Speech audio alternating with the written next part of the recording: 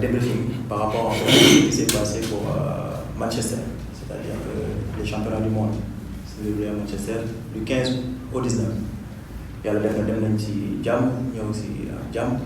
donc c'est bien maintenant ñu informer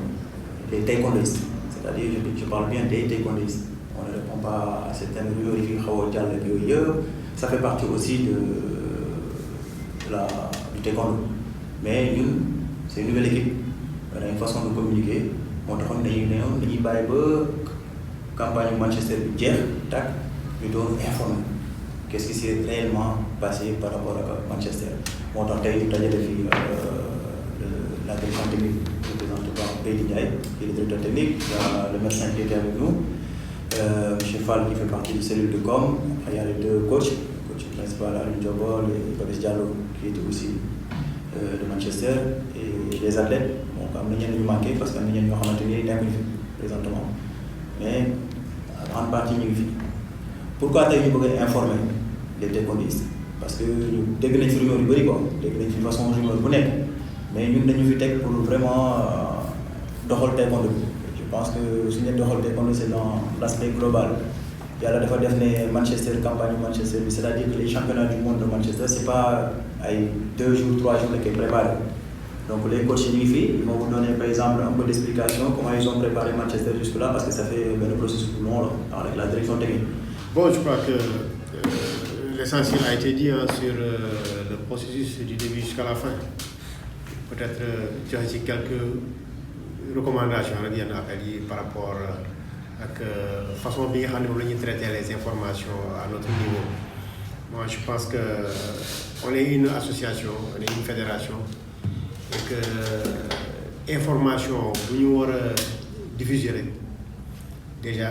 def nañ benn canal boo xam ne fa la war a jaar. Par conséquent benn information buñ ci mën ci jot, parce que j'ai remarqué aussi que toutes les informations qui sont passées, la plupart des personnes qui parlaient, ils n'avaient vraiment pas accès à la source. Donc pour ne pas dire que c'est des spéculations, je crois que bon, c'est des informations yoo xam ne vraiment c'était pas fiable. Moi je crois que il faudrait aussi qu'on souligne que par exemple ce que la fédération mondiale fait, la fédération mondiale di envoyé ñoom c'est leur recommandation, mais en réalité si tu entres dans le site président wax na ko léegi di conseil à ce que les gens ñu dugg ci site bi pour mettre les applications pour voir ça n'a rien à voir. Fédération mondiale dañoo joxe ñoom par exemple seen directive yoo xam ne par exemple kuy def demande de visa ñoom c'est ça qu'ils recommandent, mais en réalité si tu entres dans le site là c'est autre chose, et que par conséquent les délais par exemple de délivrance de visa c'était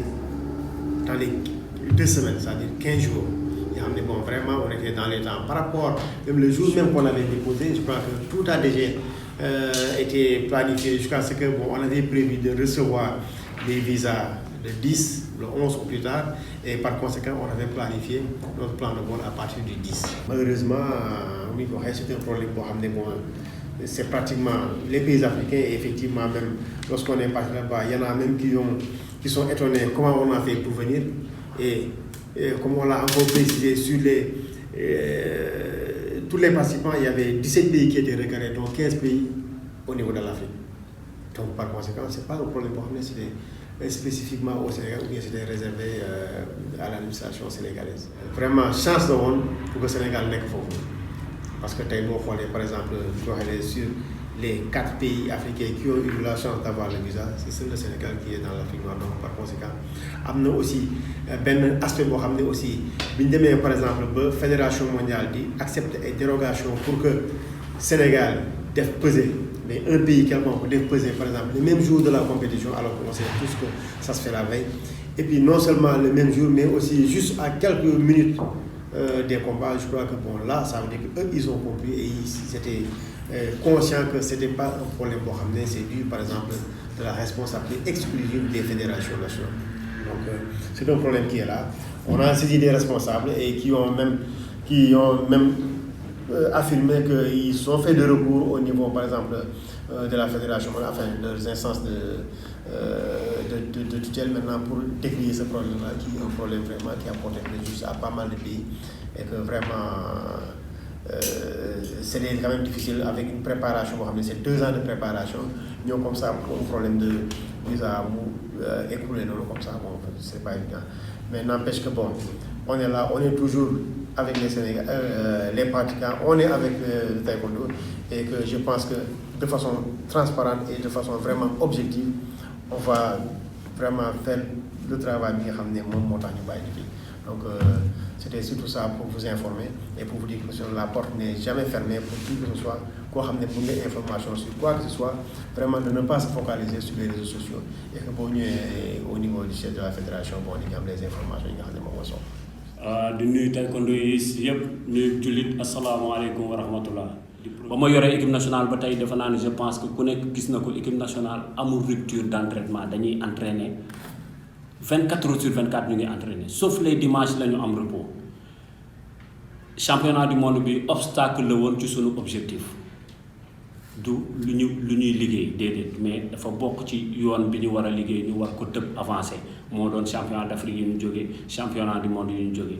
On voulait vraiment faire quelque chose te liggéeyoon nañ ko defaroon nañ un plan de travail ba nga xamante ne sur 3 phases man ak sama adjoint Pape Ndiogou Diallo ak Thierno Abbas Sow que je salue. Def nañu première phase de préparation yi première phase yi test yi moo doon compétition Linguère yi bi ñu génnee Linguère yi on a vu amélioration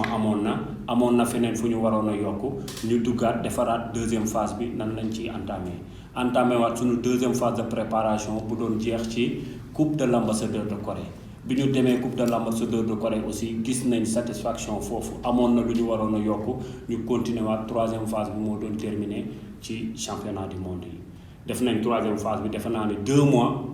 minimum 2 mois de 8 heures la ñuy dugg ci stade 22 heures la ñuy génn ñun ñëpp athlète coach yëpp je pense que ku am disponibilité boobu dans le taekwondo Sénégal bariwul. te defuñu ko ngir alal defuñu ko ngir ngissal defuñu ko ngir dara 8 heures ci suba lañ doon dugg ci stade 22 heures la ñuy génn stade que le dimanche lañ fi dul woon nekk samedi rek lañ daan dugg ci 9 heures 11 heures ñu génn mais tous les autres jours 8 heures la ñuy dugg ci stade 22 heures la ñuy génn pour 3 séances d'entraînement 8 heures 9 heures 30 10 heures 11 heures 30 17 heures 18 heures 30 di ko galérer avec ces athlètes là ñu koy muy metti ñu koy gérer parce que on voulait faire quelque chose pour notre pays. Bon en fait tout juste defe naa ko si wax na lépp lu ci wax rek day indi beneen lënt tout est clair donc tout juste di wax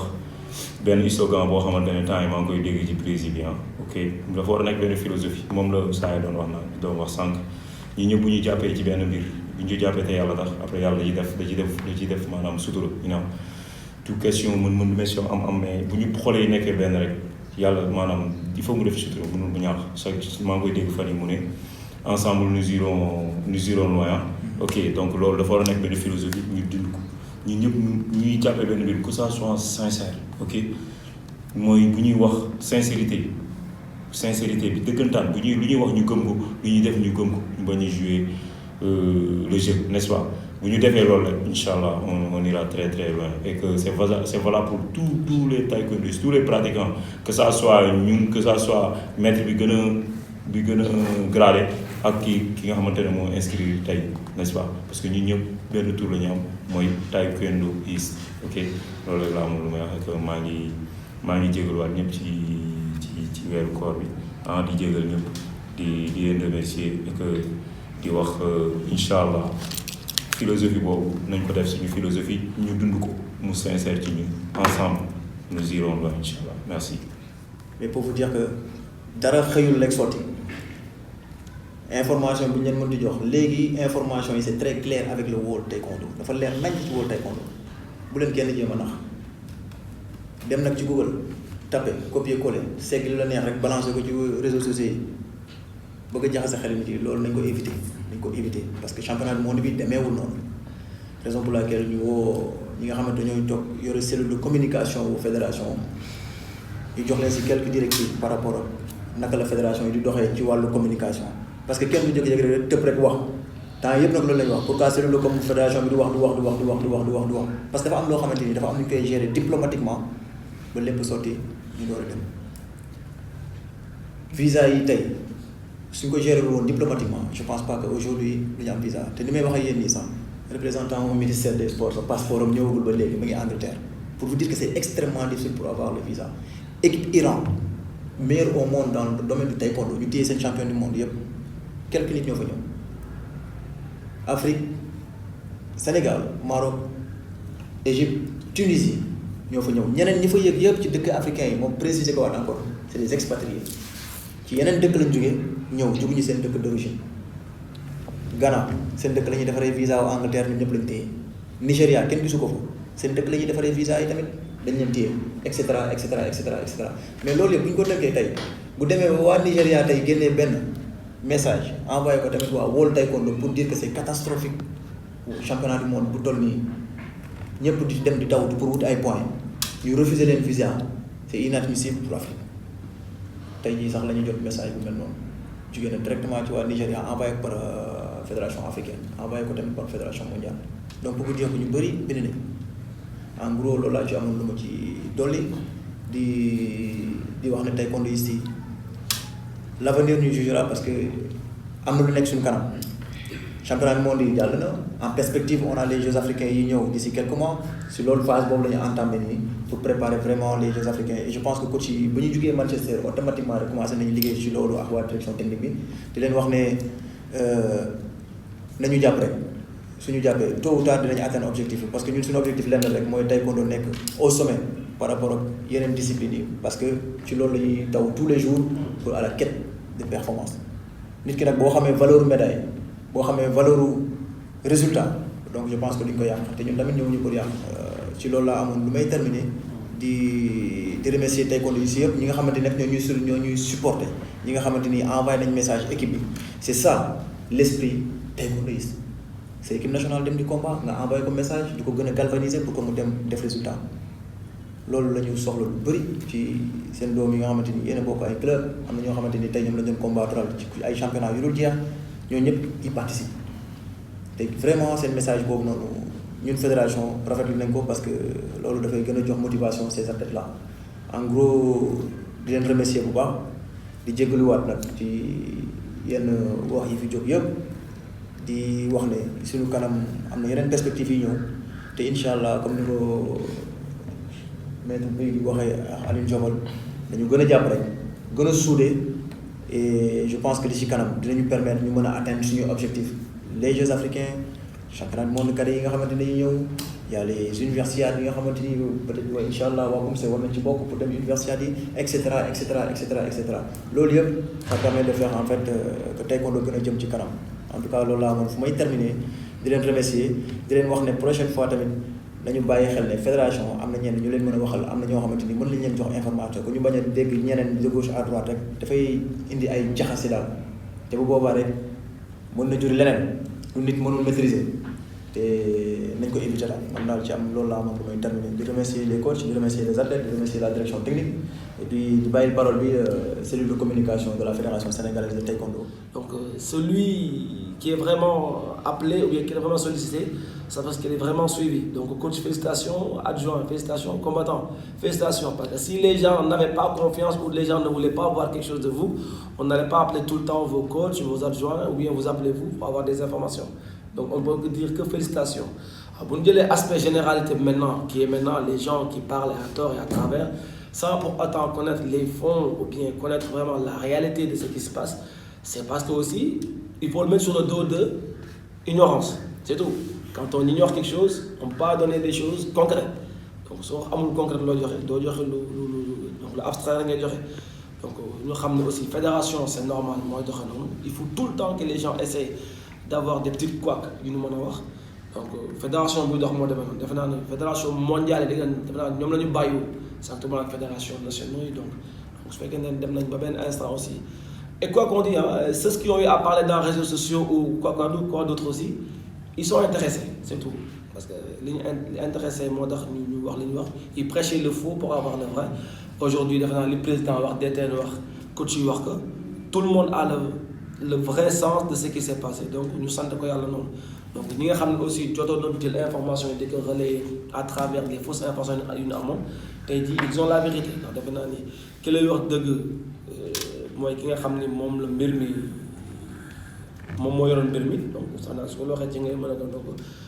nit ñi jàpp ni rek voilà quoi désormais les infos c'est la communication qui le donne la communication les infos ils le prennent de la fédération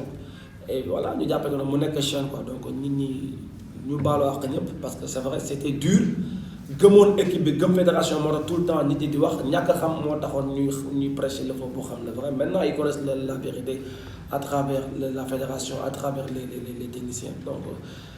que monde bi xam nit ñi monde taekwondo si xam aussi que ni voilà quoi fédération ni muy doxee mooy que ne tout ce qui est de la communication ñu ngi tourné ci côté cellule communication donc lu cellule communication joxewul waxul fédération waxu ko joxewu ko ñu jàppee que noonu donc à l'avenir comme ni ko coach waxee président ak DTN waxee les échéances ça vient li ci kanam réew li bët ñu bàyyi ñu continuer liggéey rek ñu xam ne que voilà ainsi va la vie donc may sant ñëpp di gërëm ñëpp di wax asalaamaaleykum wa rahmatullah merci à vous pour la prochaine fois.